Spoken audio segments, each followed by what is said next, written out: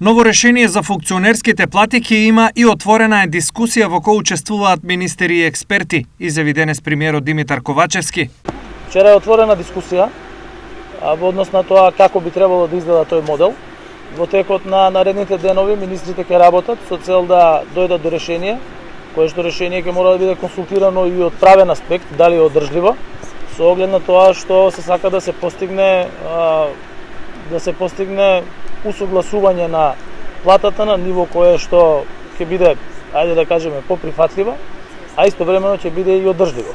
Значи министрите работат и штом ќе завршат, сметам дека во текот на наредната недела или две ќе можат да излезат со решение кое што ќе може да биде презентирано на влада, а подоцна и да биде пратено во собраниска процедура. Активностите за новиот закон се случуваат сега, 6 месеци откако јавноста е огорчена од зголемувањето за цели 78% на нивната плата.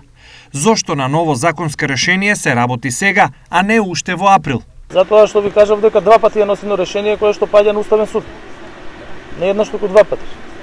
А второ, уште пред да се случи одлуката на Уставниот суд, јас кажав дека се работи на закон за плати во кој што треба да се стави ред во платите во јавниот сектор, да се знае која е највисока плата, а која е потоа како одат нивоата на платите согласно со одредени критериуми.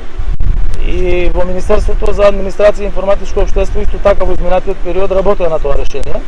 Тоа решение исто така мора да биде усогласено со повеќе различни страни, бидејќи зборуваме за плати кои што се однесуваат не само на 21 член на влада, туку се однесуваат на 120 пратеници, на 80 градоначалници, на скоро 600 суди, обвинители, 300 колку се и така натаму.